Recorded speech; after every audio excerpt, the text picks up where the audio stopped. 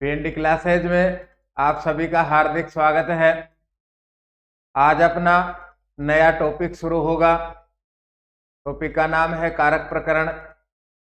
2010 से 2023 तक के प्रश्न हैं। इसमें भी हम देखेंगे फर्स्ट ग्रेड का प्रश्न, थर्ड में रिवाइज है। 2010 का प्रश्न 2023 में पूछा गया है। कुछ प्रश्न बिल्कुल सीधे और सरल हैं, कुछ थोड़े से समझ के प्रश्न हैं। इन सब का अभ्यास आज हम करने वाले हैं। आपके सहयोग समर्थन के लिए धन्यवाद। आइए प्रारंभ करते हैं कारक प्रकरण।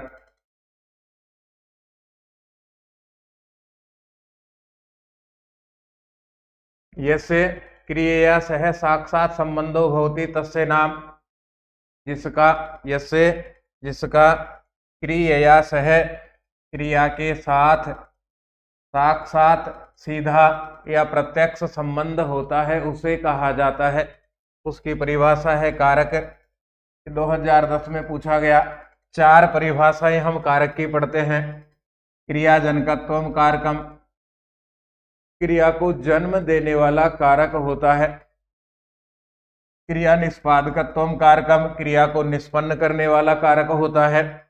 क्रियान्वयित्वम कारकत्वम, क्रिया को उत्पन्न करने वाला कारक होता है। यस्य क्रियया सह, जिसका क्रिया के साथ साक्षात संबंधो भवति, साक्षात संबंध होता है, तस्य नाम कारकम, उसका नाम कारक है। चारों परिभाषाएं माध्यमिक शिक्षा बोर्ड में पढ़ाई जाती है। उनमें से एक परिभाषा दी गई और हमसे प्रश्न पूछा गया है। फिर आगे बढ़ते हैं।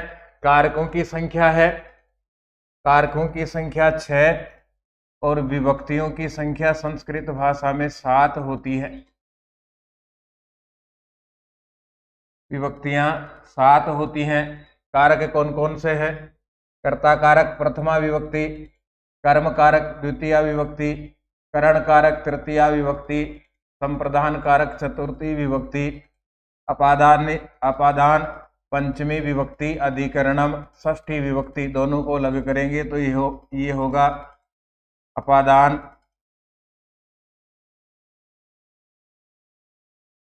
अधिकरणम इति आहु। ये पूरा शब्द हमने अलग कर दिया।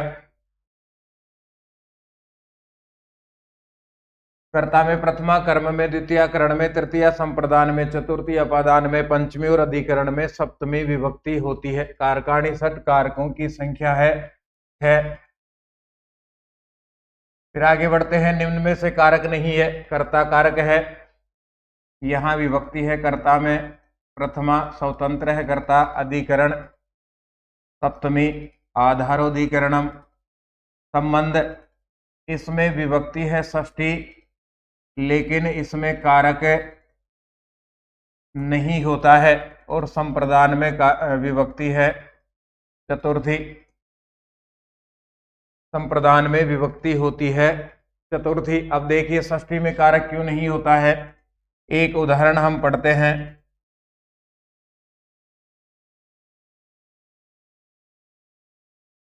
नरदेवस्य पुस्तकम पठति। ये प्रसिद्ध उदाहरण है जो बार बार पढ़ाया जाता है। जयदेव है नरदेवस्य पुस्तकम पठति। हमने पढ़ा है जिससे क्रिया के साथ सीधा संबंध हो, प्रत्यक्ष संबंध हो, जो क्रिया को उत्पन्न करता है उसी को कारक कहा जाता है। यहाँ क्रिया है पठति, पढ़ना। कौन पढ़ता है? जयदेव। जयदेव का पढ़ने से संबंध है, प्रथमा विभक्ति है, इसमें कारक है। किसको पढ़ता है? जयदेव। पुस्तक को पढ़ता है, पुस्तक का पढ़ने के साथ संबंध है। लेकिन किसकी पुस्तक पढ़ता है? नरदेव की। नरदेव का पढ़ने के साथ संबंध नहीं है। नरदेव की तो यहाँ पुस्तक है, इसलिए नरदेव का पढ़ने से संबंध नहीं है। और नरदेव में यहाँ विभक्ति है षष्ठी। षष्ठी में कारक नहीं होता है। क्यों नहीं होता है? क्योंकि षष्ठी का किसी भी क्रिया के साथ में सीधा संबंध नहीं होता, इसलिए षष्ठी में कारक नहीं होता है। फिर षष्ठी का प्रयोग क्यों किया जाता है? 100 से अधिक प्रकार के सामाजिक संबंध है, उनको बताने के लिए षष्ठी विभक्ति का प्रयोग किया जाता है। फिर आगे बढ़ते हैं। संबोधन में विभक्ति होती है। प्रथमा एक सूत्र पढ़ा है हमने, सीधा और सरल है। संबोधने जय, ये सूत्र कहता है संबोधन में प्रथमा विभक्ति होनी चाहिए। जैसे हे राम माम रक्ष, हे राम मेरी रक्षा करो। यहाँ हे राम में संबोधने से इससे प्रथमा विभक्ति है। फिर आगे बढ़ते हैं। प्रथमा विभक्ति ही संदर्भे समुचितम मेलनम नास्ति। प्रथमा विभक्ति के संदर्भ में उचित मिलान नहीं है।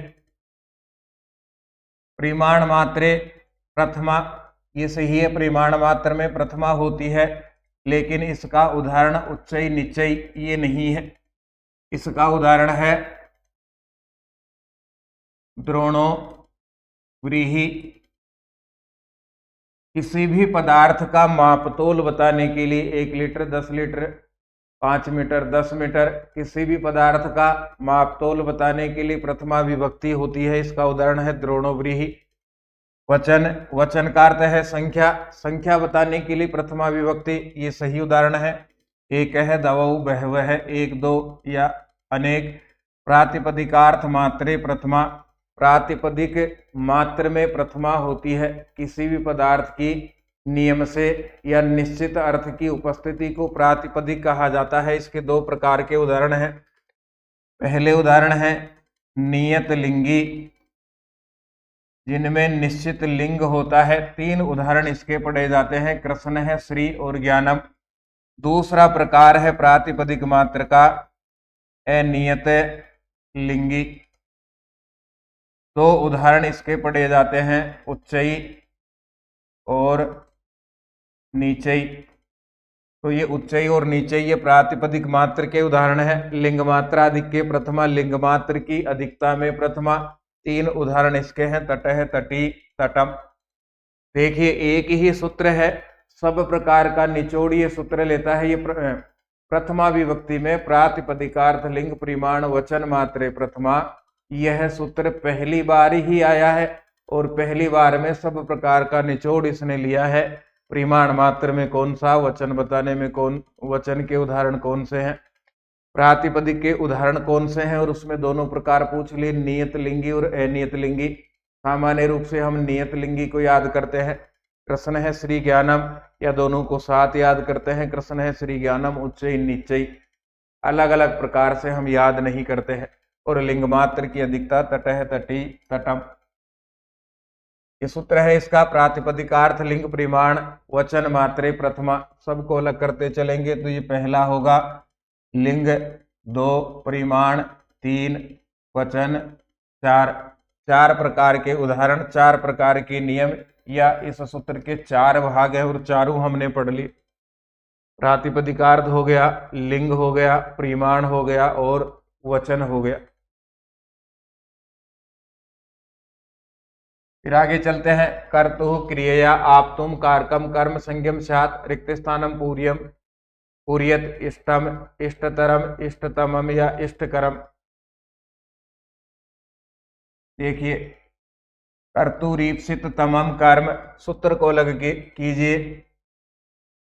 कर्तुः रे का विसर्ग होगा, ईप्सित तमम, और इसके बाद लिखा हुआ है कर्म। कर्ता या कर्ता के ईप्सित तमम, सबसे अधिक चाहे गए पदार्थ को कर्म कर्म कहा जाता है। कर्म संज्ञा का सूत्र है। ईप्सित का अर्थ है चाहना, जबकि ईप्सित तमम इसका अर्थ है सब में से एक को चाहना। विद्यार्थी कक्षा 12-11 में जाता है तो विषय चुनता है, भूगोल, इतिहास, संस्कृत, हिंदी, इनमें से 3 विषय चुनता है तो 3 को चाहता है। अब इन 3 में से भी किसी एक को चाहेगा, वो ईप्सित तम हो गया, और 3 को चाहना ईप्सित हो गया। कर्ता के ईप्सित तमम, सबसे अधिक चाहे गए पदार्थ को कर्म कर्म कहा जाता है। कर्ता अपनी क्रिया के द्वारा जिस पदार्थ को सबसे अधिक चाहता है उसी को कर्म कहा जाता है।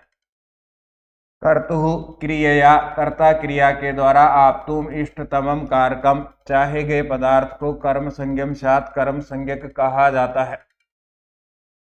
यहाँ एक शब्द की पूर्ति हमें करनी है। कर्तुरीप्सित तमम, इस सूत्र की वृत्ति दी गई और एक शब्द छोड़ करके हमसे पूछा गया है, तो ये यहाँ होगा इष्टतमम।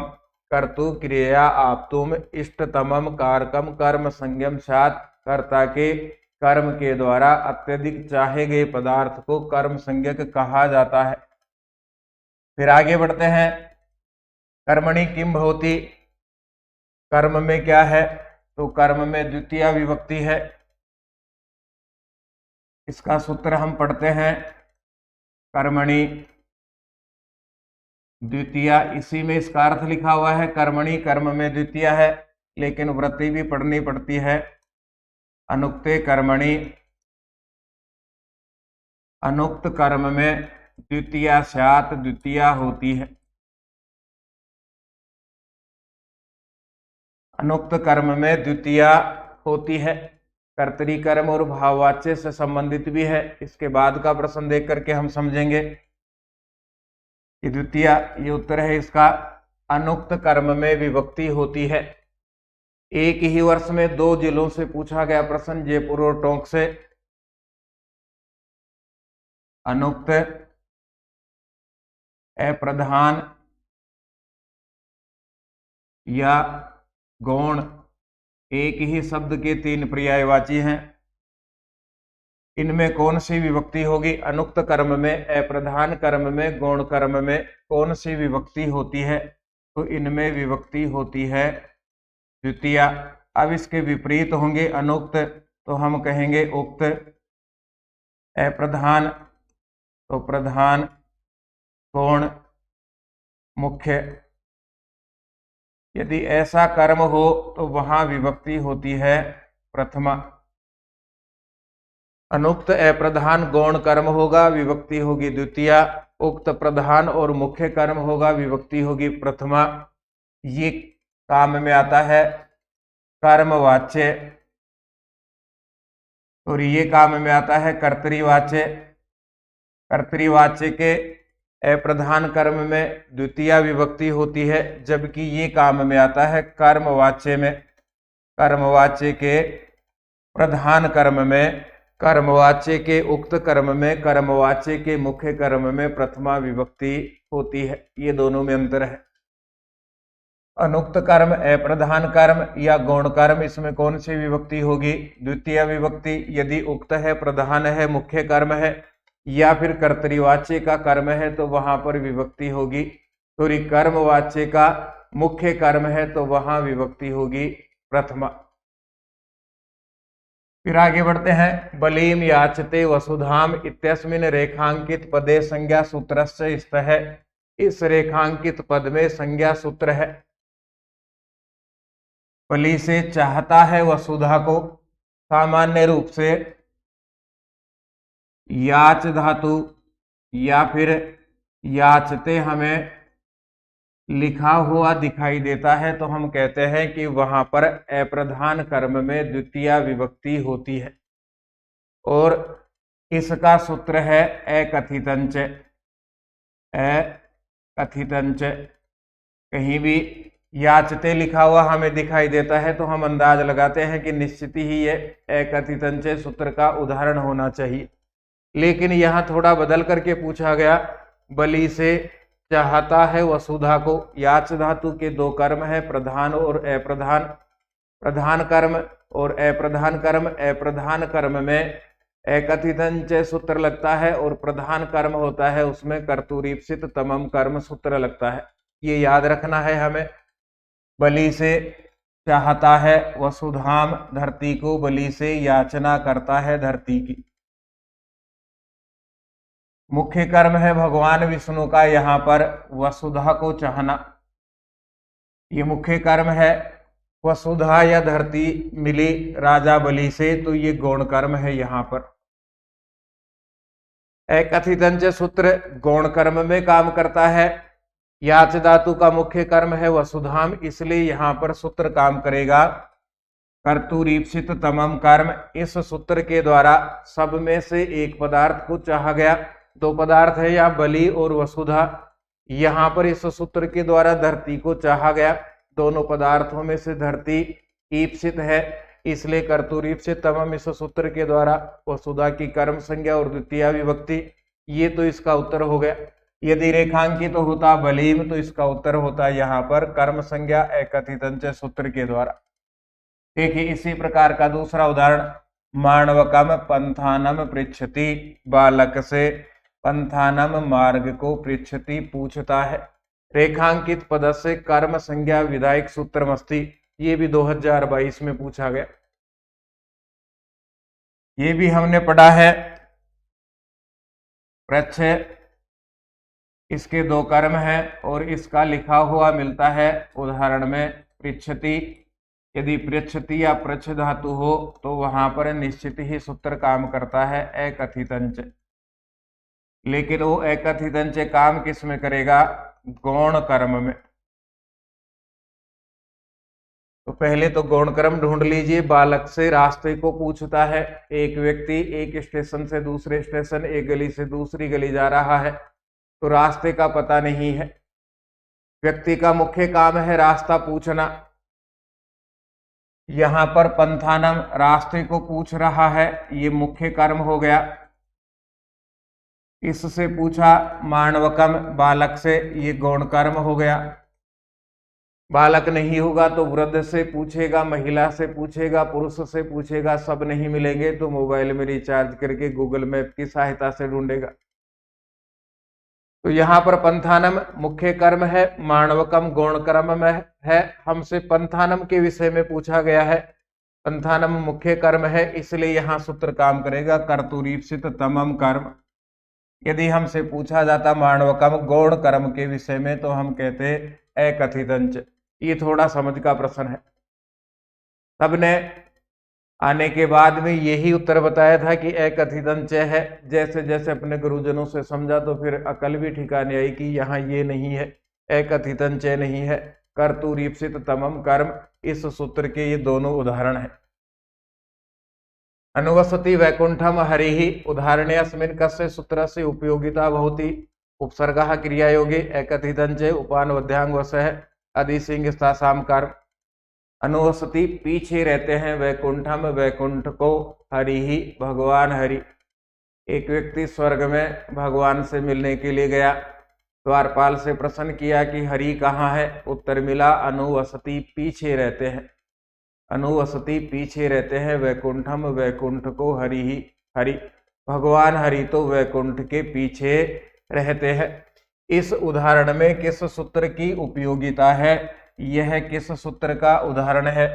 यही पहचान कर लीजिए। अनुवसति तो एक सूत्र पढ़ा है हमने, उपान वध्यांग वस है। ये कहता है उपसर्ग हो, अलग करेंगे तो यहाँ से दूसरा शब्द होगा इसमें अनु उपसर्ग हो, यण संधि हटेगी तो उप अनु, या फिर अधि उपसर्ग हो, यहाँ भी संधि हटेगी, या फिर आन का आ उपसर्ग हो और इसके बाद में वस धातु हो। उप उपसर्ग के बाद में वस धातु हो तो उदाहरण में अधिकांशतया लिखा हुआ मिलता है उपवसति। अनु उपसर्ग के बाद में वस धातु हो तो उदाहरण में लिखा हुआ मिलता है अनुवसति। अधि के बाद में होगा तो उदाहरण में लिखा हुआ मिलेगा अधिवसति, और आ के बाद में वस धातु हो तो उदाहरण में लिखा हुआ मिलता है आवसति। उपवसति, अनुवसति, अधिवसति, आवसति के आधार की कर्म संज्ञा होती है। यहाँ अनुवसति का आधार क्या है? वैकुंठ। पीछे रहते हैं, पीछे रहने का आधार क्या है? किसके पीछे रहते हैं? वैकुंठम वैकुंठ के पीछे रहते हैं, इसलिए यहाँ पर सूत्र काम करता है उपान वध्यांग वस है। फिर देखिए इस सूत्र का दूसरा उदाहरण, उपान वध्यांग वस है इति सूत्रेण। इस सूत्र के द्वारा आधारस्य संज्ञा भवति, आधार की संज्ञा होती है। तो यहाँ पर आधार की संज्ञा होती है कर्म संज्ञा उपाधि पूर्वक से वस तेरा धारा है। कर्म संज्ञा है सात उप आदि पूर्वक वस धातु के आधार की कर्म संज्ञा होती है। बिल्कुल सरल प्रश्न। ब्रह्मचारी काष्ठ पीठे अधिशेते रेखांकित पद से शुद्ध रूपम अस्ति। रेखांकित पद का शुद्ध रूप है, इसका अर्थ है शुद्ध पूछा जा रहा है तो काष्ठ पीठे अशुद्ध है, इसकी जगह शुद्ध शब्द लिखना है। अधिशेते हमने एक सूत्र पढ़ा है, अधिसिंग स्थासाम कर्म। सूत्र को अलग कीजिए, अधि, इसके बाद में सिंग, इसके बाद में स्था, इसके बाद में आस। ऐसी स्थिति हो, अधि के बाद में सिंग हो, ये सबसे पहले जोड़ेंगे हम, तो इसका लिखा हुआ हमें मिलेगा अधिशेते। अधि के बाद में स्था हो, स्था को तिष्ठ हो करके उदाहरण में लिखा हुआ मिलता है अधितिष्ठति। अधि सिंग स्था और अधि के बाद में आस हो, यण संधि होगी दोनों के बीच में तो अध्यासते। अधि उपसर्ग के बाद में सिंग अर्थात अधिशेते अधितिष्ठति अध्यासते धातु के आधार की कर्म संज्ञा होती है। यहां उदाहरण में हमें लिखा हुआ है अधिशेते, सिंग का शेते हो गया। ब्रह्मचारी काष्ठ पीठ पर अधिशेते शयन करता है। ब्रह्मचारी के शयन करने का आधार क्या है? काष्ठ पीठ। यहाँ अधिशेते के कारण काष्ठ पीठे में सप्तमी नहीं होकर के द्वितीय विभक्ति होगी और उत्तर होगा काष्ठ पीठम। ये काष्ठ पीठे का शुद्ध रूप है। इन्हीं के आधार पे अशुद्धि संशोधन भी होते हैं। फिर देखिए अधिसिंग स्थासाम कर्म, सूत्र द्वारा कस्य कर्म संज्ञा भवति। सूत्र के द्वारा किसकी कर्म संज्ञा होती है? धातु की होती है। ईप्सित तमस्य अत्यधिक चाहे गए पदार्थ की होती है। आधार से आधार की होती है या उपसर्ग से उपसर्ग की होती है। तो आधार की कर्म संज्ञा होती है। फिर आगे बढ़ते हैं। अधिसिंग स्थासाम कर्म सूत्र का उदाहरण है। इस सूत्र का कौन सा उदाहरण है? देखिए तीनों प्रकार की धातुएं यहाँ मिली हैं हमें, अधिशेते अधितिष्ठति और अध्यासते। तो पहली शर्त सूत्र की पूरी हो गई। किसी भी उदाहरण में अधिशेते अधितिष्ठति या अध्यासते हो तो आधार की कर्म संज्ञा होगी। कर्म संज्ञा होने का मतलब है इनके आधार में द्वितीय विभक्ति होगी। वह पर्यंक पर शयन करता है। सोने का आधार क्या है? पर्यंक, लेकिन इसमें सप्तमी विभक्ति है। मोहन आसंदे अधितिष्ठति। मोहन जमीन पे नहीं बैठा जाता तो कुर्सी दी गई उसे। घर पे जब कोई आता है तो तीन बातें मुख्य रूप से व्यक्ति के पास में होती हैं। सबसे पहले बैठने के लिए आसन, दूसरी बात है पीने के लिए पानी और तीसरी बात होती है मीठे वचन। मोहन कुर्सी पर बैठता है, बैठने का आधार है आसंदी का, लेकिन इसमें सप्तमी है, सही नहीं है। हरि वैकुंठम अध्यासते, हरि वैकुंठ में विराजमान है। विराजमान होने का आधार है वैकुंठम, ये सही है क्योंकि ये द्वितीय में है, इसलिए इसका सही उदाहरण है हरि ही वैकुंठम अध्यासते। यहाँ प्रियंकम की जगह हो, प्रियंके की जगह होगा प्रियंकम, ये शुद्ध है। आसंदे की जगह होगा आसंदम, ये शुद्ध है। और यहाँ वैकुंठे की जगह हम बार बार पढ़ रहे हैं वैकुंठम होगा। फिर आगे बढ़ते हैं। अध्यासते हरि ही, रिक्त स्थान पूर्ति कुरुते, रिक्त स्थान की पूर्ति कीजिए तो वैकुंठम आएगा। ये तो सीधा और सरल है। वैकुंठम अध्यासते हरि ही, हरि वैकुंठ में विराजमान है। शुद्धम वाक्यम किम, शुद्ध वाक्य क्या है? 2015 में पूछा गया है हमसे। शिशु प्रियंक है अधिशेते या शिशु प्रियंके अधिशेते, शिशु प्रियंकाय अधिशेते या शिशु प्रियंकम अधिशेते। ये सामान्य जानकारी हमें आती ही है शब्दों को अलग करने की। प्रियंकम और इसके बाद में आएगा अधिशेते। प्रियंकम अधिशेते, अधिशेते शिशु पलंग पर अधिशेते शयन करता है। शिशु के शयन करने का आधार है यहाँ पर पलंग, इसलिए अधिसिंग स्थासाम सूत्र के द्वारा पर्यंक की कर्म संज्ञा कर्मणि द्वितीय के द्वारा द्वितीय विभक्ति। फिर आगे बढ़ते हैं। इंद्र है द्युलोक मधि तिष्ठति इत्यत्र यहाँ द्वितीय विधायकम सूत्रमस्ति, द्वितीय विधायक सूत्र है। दोनों शब्दों को लग कीजिए। द्युलोक, द्युलोकम में अलग होगा तो इसके बाद होगा अधि तिष्ठति।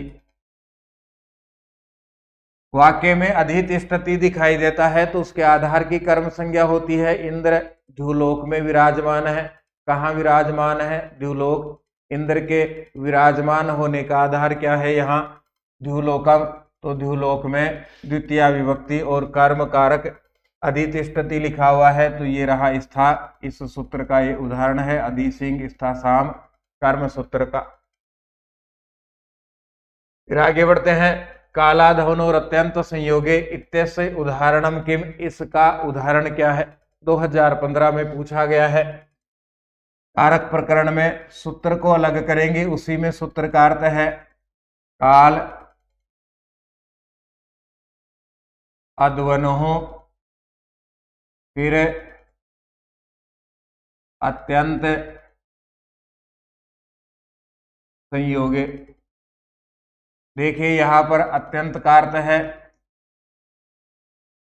निरंतर। अब दो शब्द है, पहला शब्द है काल टाइम समय और दूसरा शब्द है अध्वनो मार्ग। सूत्र कहना चाह रहा है कालवाचक शब्द का गुण क्रिया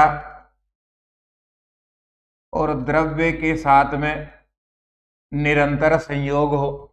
कालवाचक शब्द का गुण क्रिया द्रव्य के साथ निरंतर संयोग हो तो कालवाचक शब्द में द्वितीय विभक्ति होती है। ये सूत्र की पहली शर्त है।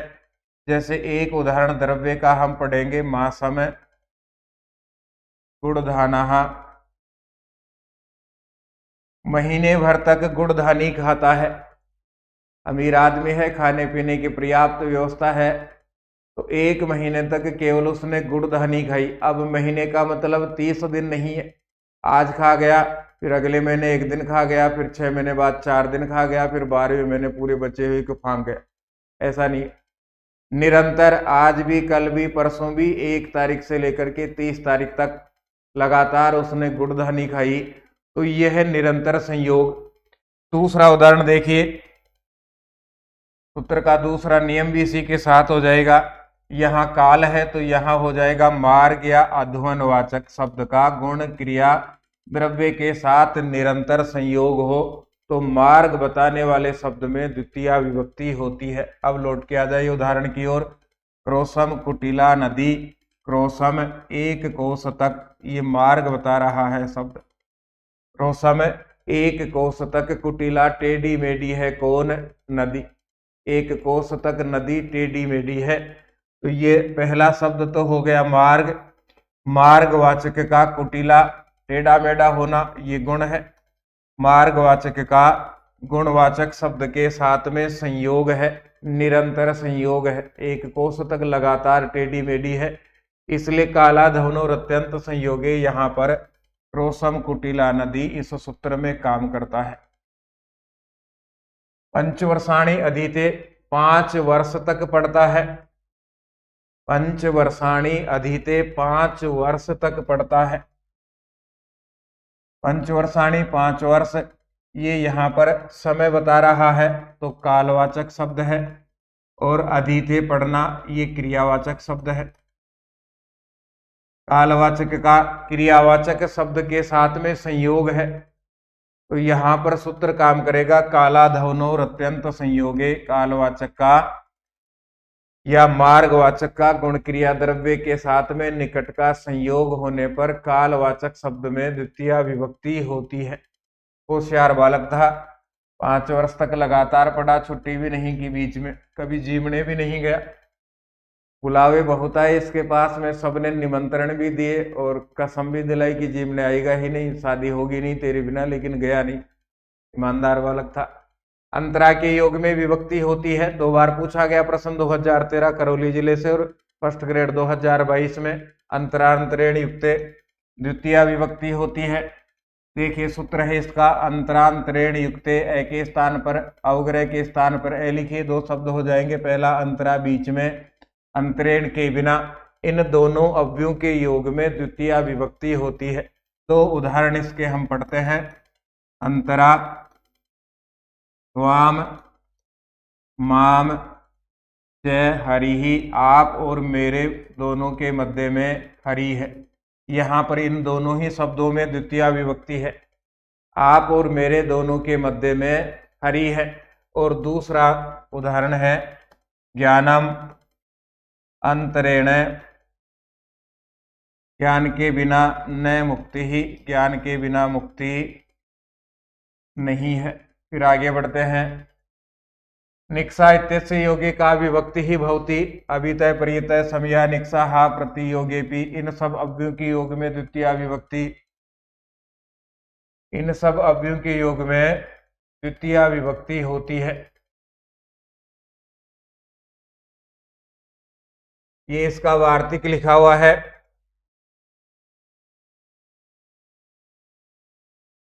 अभितय परितय समया निक्सा हा प्रतियोगेपि, अभितय के योग में परितय चारों ओर, समया निक्सा समीप, हा धिक्कार, प्रति की ओर इन अव्ययों के योग में द्वितीय विभक्ति होती है। फिर इसके बाद का एक और प्रश्न है।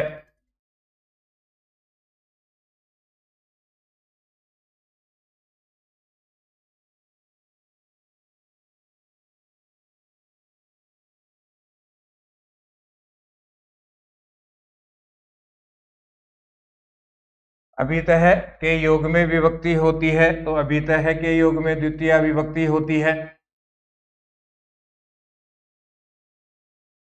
फिर देखिए इसी प्रकार का एक प्रश्न और है।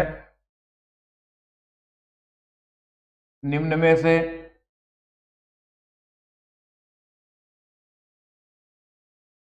में से किसके योग में द्वितीय विभक्ति होती है?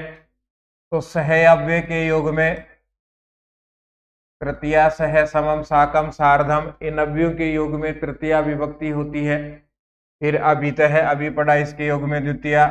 स्वस्ति, इसके योग में विभक्ति होती है चतुर्थी। नमः, स्वस्ति, स्वाहा और नमः, इसके योग में भी विभक्ति होती है चतुर्थी। सीधे और सरल प्रश्न हमसे पूछे जा रहे हैं। फिर देखिए इसी प्रकार का एक और प्रश्न है।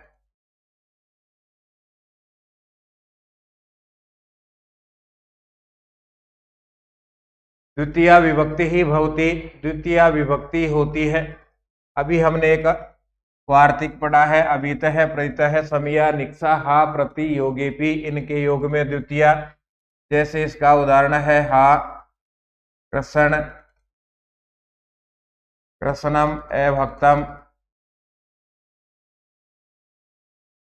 कृष्ण के अभक्तों को धिक्कार है।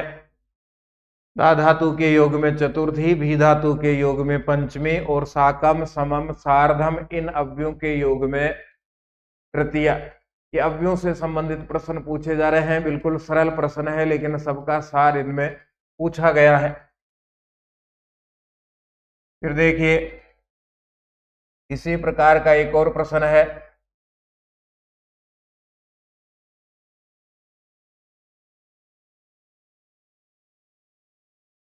द्वितीय स्यात्, द्वितीय होती है उभयतः योगे, सही है। द्वितीय होती है उभयतः कृष्ण गोपाः। परितः योगे द्वितीय होती है विद्यालय परितः वृक्षाः सन्ति। समया योगे द्वितीय होती है विद्यालय समयः गृहम, विद्यालय के समीप घर है। सर्वेषां योगे, सभी के योग में। अभितः परितः समया निक्सा हा प्रति योगेपि, सभी के योग में द्वितीय होती है। फिर आगे बढ़ते हैं। ये कथित अंश आ गया, इसके बाद में हम पूरा करेंगे इसको। आप सब भी पढ़िए, साथ वालों से भी कहिए कि ऐसी भी बुक उपलब्ध है बाजार में जो वस्तुनिष्ठ है, जिसमें व्याख्या भी उपलब्ध है। जिसने 3 परीक्षाएं पास की हैं, पहली परीक्षा द्वितीय श्रेणी भर्ती परीक्षा की, इस बुक ने भी 3 परीक्षाएं पास की हैं, क्योंकि इसको लिखने के बाद में 3 ही एग्जाम हुए। द्वितीय श्रेणी शिक्षक भर्ती परीक्षा 2022, इसमें 150 में से 107 प्रश्न थे। फिर संस्कृत डिपार्टमेंट की एग्जाम हुई, 150 में से 118 प्रश्न मिले। और तृतीय श्रेणी भर्ती परीक्षा, इसमें 70 में से 52 प्रश्न डिट्टो मिले। तो आप भी इसका लाभ लीजिए।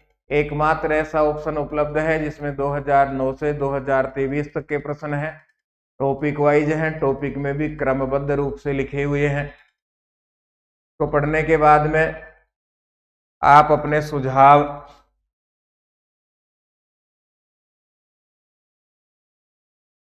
बुक से संबंधित सुझाव 9928946539 पर दे सकते हैं। आपके सुझाव सादर आमंत्रित हैं। हम फिर मिलेंगे। जय तु भारतम, जय तु संस्कृतम।